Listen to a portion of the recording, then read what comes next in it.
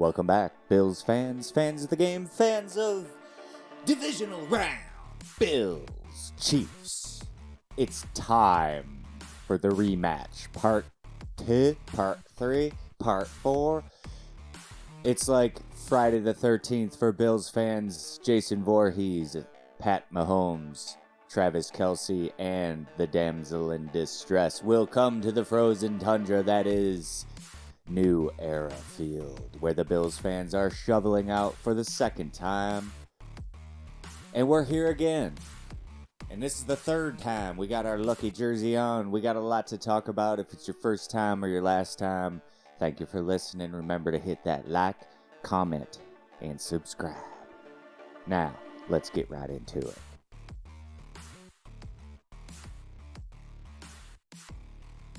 Come on, skinny love. Give me that skinny D, baby. I don't care if this defense is hobbled. I don't care if this defense is scaggy. I don't care if this defense is skinny. There's a belief on that side of the ball right now that I can't deny. There's a belief on that side of the ball that still lies within even A.J. Klein. I've talked a lot about how Von Miller may or may not have broken the process, but maybe the process has broken Von Miller. It's possible that Von Miller comes out of his shell this weekend. You heard it here first. 2 sacks for Big Von. The comeuppance continues for the Chiefs.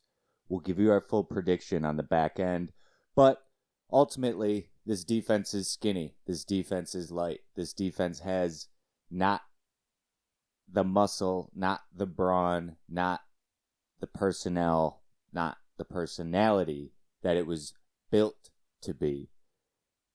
But what has come out of the ashes for this defense is something to behold. Shorthanded last week. Obviously, Mason Rudolph is not Patrick Mahomes, but the defense was enough to get it done, forcing several turnovers that really led to the victory. Offense made plays, but the turnovers in the Steelers' zone were crucial to the Steelers losing that game. Obviously, a lot of injuries, but Rasul Douglas should be back. Dotson should be back, it looks like. Both of those guys starters at this point. Teron Johnson may or may not have had 2 concussions in the last month. He's in good spirits. He's feeling good. Ideally, he'll play Sunday. Bernard out. Probably. But we'll see if he shoots it up. We'll see if he plays. Benford not going to go. Allegedly out as of yesterday. Kind of a huge loss, but with Douglas coming back, that doesn't scare me as much. And obviously, Kaiir Elam having a big play last week. Now, that 3-play stanza by Kaiir Elam, I don't know if I've ever seen such a thing. Guy gets absolutely truck sticked, gets called for a penalty, gets shit talked, and then comes up with a beautiful, beautiful interception. Momentum shifter. Obviously, momentum should play a huge role today, but part of that is the defense stopping the momentum of Patty and the Chiefs. Patty and the Chiefs. Number 4. Gotta stop the run. Why? We know we gotta stop the run, right? Come on, Jer. Get a little deeper than that. I believe that Andy Reid will try, and I hope that this Bills team is listening to Blue Mafia, because this Chiefs team is going to try to do what the Bengals did last year. Not strategically, not schematically, but mentally. We saw how the Bills broke so easily last year. But part of the reason of the will breaking of any team is just being executed on over and over and over and over again. Like Marshawn Lynch has said. Not many people want to get hit in the face over and over and over. And Pacheco is mini beast mode. I think that he will be the highlight, and that's obviously why he needs to be stopped. But I think Andy Reid knows that there's not a lot of weapons on the outside for the Chiefs, and their best chance of success is going to be in play action off of a successful run game. Stop the run, you're going to stop the play action. Number 3. On the other side of the ball, this Bills team has to establish an identity throughout. And that identity, I believe, needs to be, we're going to kick your fucking ass for 4 quarters. Pardon my French. Running the ball, pounding the scrum, finishing blocks, finishing through the whistle. Doesn't have to be said with the mouth. Just let it be said with the hands. This team needs to run the ball. And just like I said for Andy Reid, we have seen how the Bills' offense is at its best this year when in balance. The Cowboys game, we saw how James Cook was able to just pretty much single-handedly take over the game. We could see that again. Because I think this Bills team knows they've beaten this Chiefs team before and almost beaten them so many times that now it's just about finishing.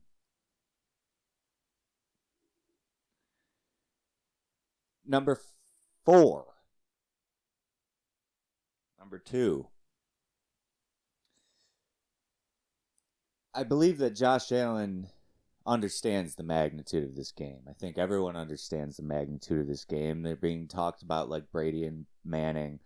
This duel between Mahomes and Allen is certainly a beautiful one.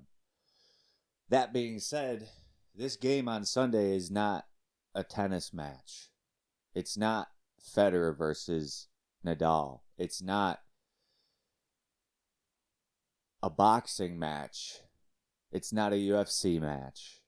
It's not mano a mano. And Josh needs to understand that. Josh needs to understand that this is a battle in the greater scheme of things that is the Super Bowl war. This is a battle, but battles aren't won one-on-one. This isn't a duel. This isn't Alexander Hamilton versus my ancestor, Aaron Burr. This isn't turn around 15 seconds and fire. This is a war. We need a general. You have an army. He doesn't. He has a handful of ragtags and a few crusty insert Bill the Butcher. This Chiefs team is not the army that Allen had to go Braveheart against in the past. Allen has a more experienced offensive line, a more experienced team, and he's on his home battlefield. So he really doesn't have an excuse at this point. And lastly, the Hounds to keep your eye out for. Boris is going to enter because he heard Hellhounds. The Hellhounds on the Chiefs defense you need to be prepared for so you're not scared for. L'Jarius Sneed is someone who may or may not be a pest this weekend. We saw him get physical against Tyreek Hill. We saw, if you didn't see, he absolutely treated him like a bully on the playground, pushing Hill down to the ground and thus killing the play for the Dolphins.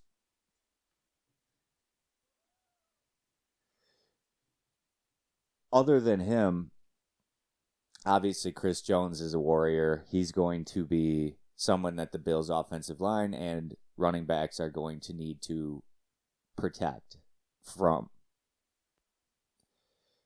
But one guy that I always keep my eye on because of the focus on Chris Jones is George Karlaftis. George Karlaftis was a very high draft pick. He doesn't get as much buzz. He doesn't get as much notoriety as some of these other pass rushers, but I truly have an appreciation for that Karlaftis, and if I'm Allen, I'm also keeping an eye on where he is at all times. They do have some talent on the back end, and this Chiefs defense is getting a lot of credit around media and around the NFL for how they have performed. And I do believe that they're going to give Josh Allen a big test this weekend. But Willie Gay, great linebacker. Drew Tranquil, he's a feisty defensive back. He causes some problems, but he can get smoked over the top. And Justin Reed is a pretty formidable player, pretty tough safety, defensive back. And it's going to be hell. It's going to be hell for Allen. It's going to be hell for the Chiefs. And who is it going to be that walks through the fire? And who is it going to be that comes out on top? May the best team win, I say. Whoever performs better, I believe. Whoever deserves the victory, I want to win. And if that's the Chiefs, hey, more power to them. Here's your 3 keys to a dub. Brought to you by the old locksmith that used to be on the corner of Union and George Urban, where the new McDonald's is now. Number 1, physicality and identity. Who is going to establish the physicality as their identity? Who will have a more clear-cut and communicated and executed identity on Sunday? Whoever executes that identity that they wish to be on Sunday will come out on top. Number 2, toughness. I think it's going to come down to toughness. Who's going to be tougher? Who's going to be tougher mentally? Who's going to be tougher physically? Who's going to be tougher emotionally? We saw how quickly things can go when the emotions break. The dam broke, the levee broke. We got our asses kicked by the Bengals because of emotional damage. Emotional damage. Number 3, lastly, I think it's pretty simple. Who wants it more? Who wants it more? Chiefs have 2 rings. I think it's fair to say the Bills should want it more. I think it's fair to say that after a weak ending last year, and after so much shit last year and so many excuses, warranted or not, last year, there's no more excuses. They're on a hot streak. They haven't lost for over a month and a half. Why not us? Be you with us. I got the Bills. I'll pick them all on the other side. I appreciate y'all listening. We'll get you in and out of here for the NFL implications. Top 5 quarterback matchups around the NFL. Thanks.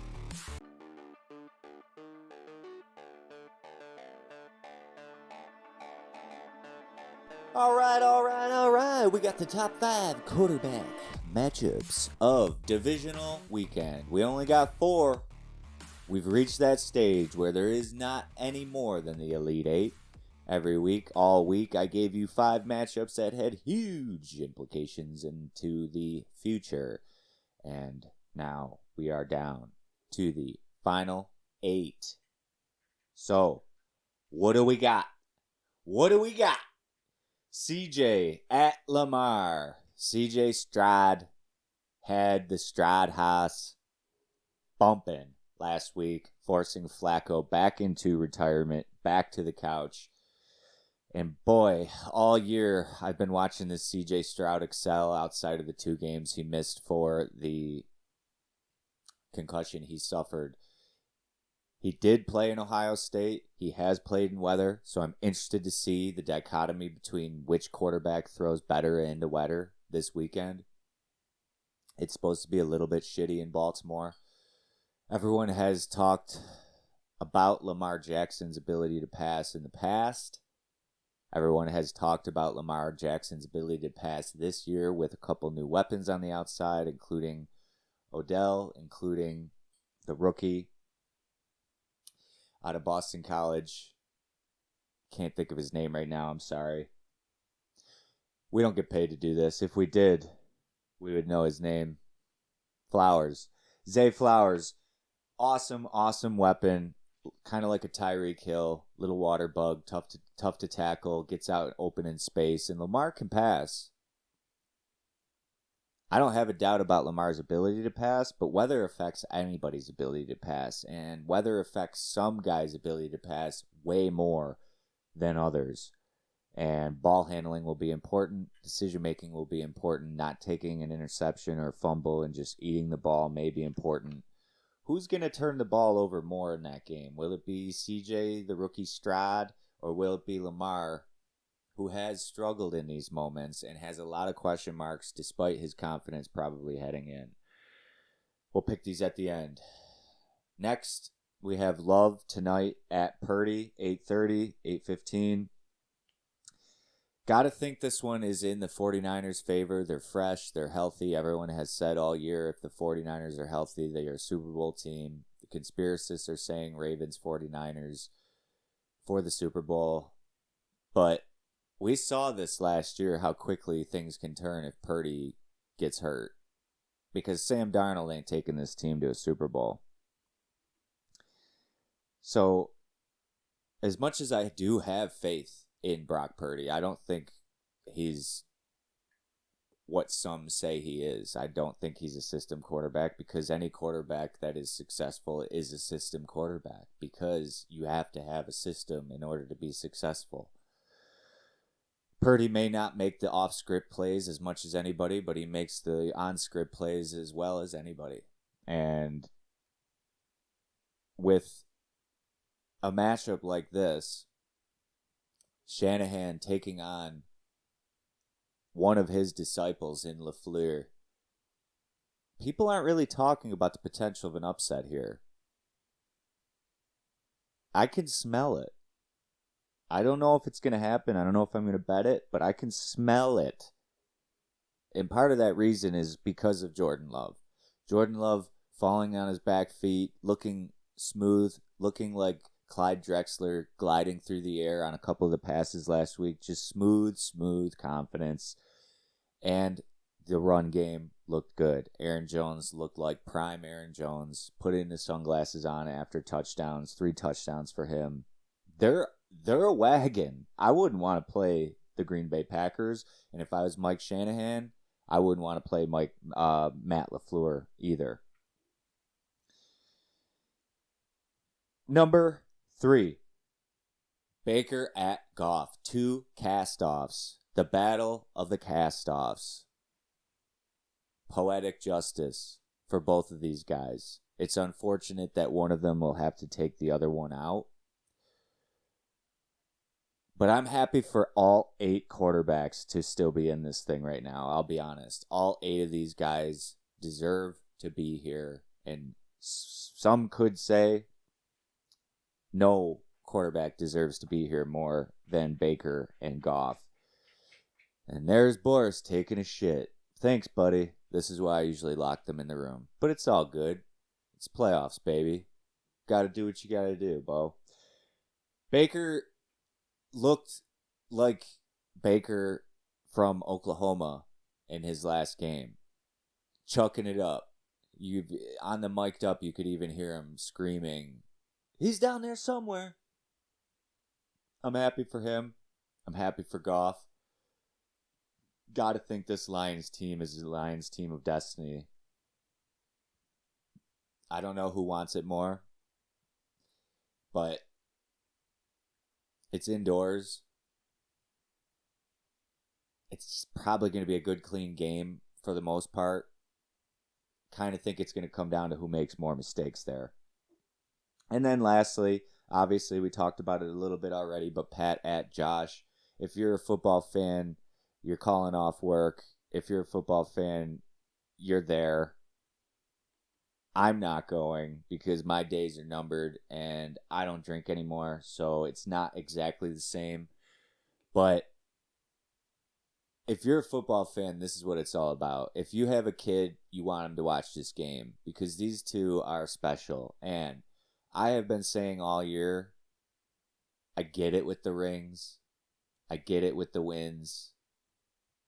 But some of the plays that Josh Allen makes, I don't think Patrick Mahomes can make. Some of the throws he makes, I don't think Pat Mahomes can make. Mahomes is amazing. And so is Josh. Let's just stop comparing them. They're both amazing, and I'm looking forward to seeing it. So let's pick them. CJ at Lamar. Lost my pen. I'm going CJ. Stroud House. Baker, no, Love at Purdy. I think I gotta stick with Purdy.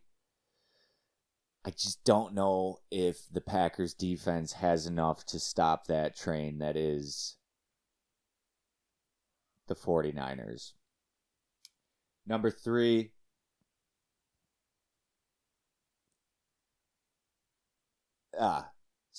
Baker at Goff will be tomorrow.